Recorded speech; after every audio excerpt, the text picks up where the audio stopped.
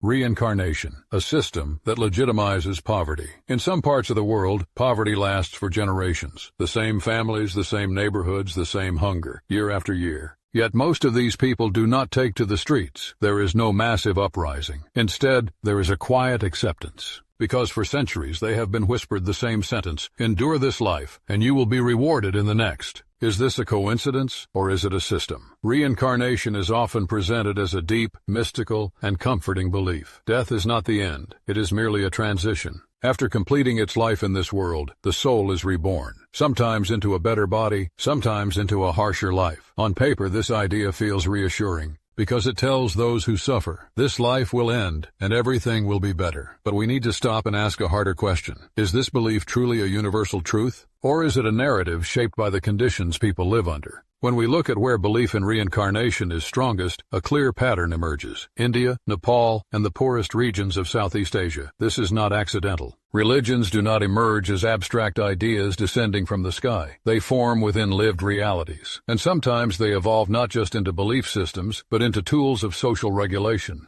In India, there has been a caste system for centuries. From the moment a person is born, the boundaries of their life are largely set. Which class they belong to, what kind of work they will do, how far they can rise. Most of this is not up to them. If you are born into a lower caste, you perform the most degrading labor. If you are born into a higher caste, you live surrounded by privilege. This system has endured for generations. So the question is unavoidable. Why don't people rebel? This is precisely where reincarnation enters the picture. Imagine a person whose grandfather was poor, whose father was poor, and who is poor themselves. Their child will likely be poor as well. The same cycle, repeated across centuries. To someone trapped in this loop, the following message is an incredibly powerful consolation.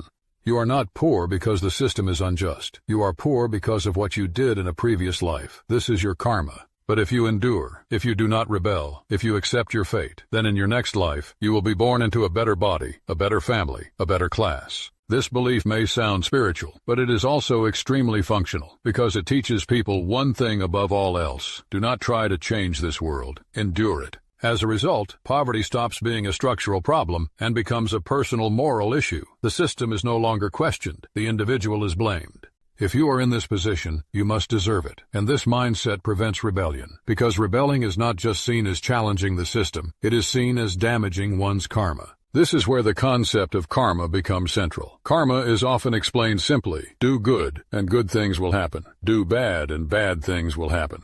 At first glance, this seems fair, but in practice it means something far darker. Poverty, illness, disability, and hunger are framed as moral punishments, as if the person suffering has earned them. A child is born hungry, and it is said to be the result of a past life. A person works like a slave, and it is said to be their karma. These explanations do not reduce suffering.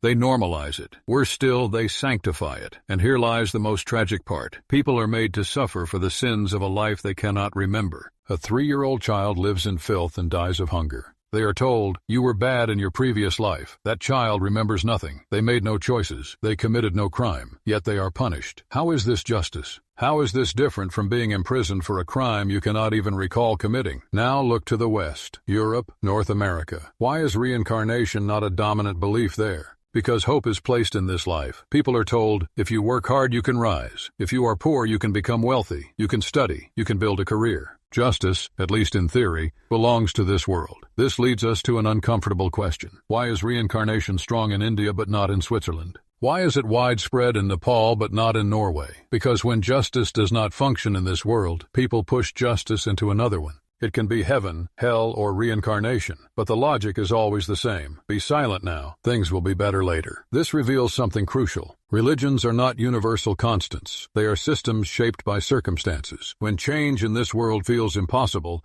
beliefs like reincarnation emerge. They tell people, change will come, but not in this life. If reincarnation were truly a universal truth, why would it take root only in certain regions? Why is it strongest in impoverished societies? Why does it lose its grip in wealthy countries? The answer is simple. Beliefs are born not from truth, but from need. Seen from this perspective, reincarnation stops being an innocent spiritual idea. It becomes a social sedative. It teaches people to stay where they are. It does not encourage questioning poverty. It teaches acceptance. Not rebelling while hungry becomes a virtue. Expressing gratitude in misery is praised as spiritual maturity. Suffering is reframed as a test. But when innocent children are involved, this narrative collapses completely. A baby is born disabled, and it is called karma. A child dies of hunger, and it is blamed on a past life. But that child remembers nothing. They had no choices. They committed no wrongs. If every form of suffering is explained as the result of a past life, no one questions the system. No one asks, why am I poor? No one asks, why did my child die? Because the answer is already prepared. But what if there is no next life? What if this life is the only one? What if this suffering is not a test, but the outcome of a system? Then reincarnation stops being hope. It becomes postponement, a thick curtain drawn in front of real change. And perhaps the most disturbing question of all is this. If reincarnation is truly a fair system, why are the poor the ones who cling to hope for a better next life, while the wealthy feel no such anxiety? Maybe people place so much hope in being reborn because the life they were born into was simply not livable.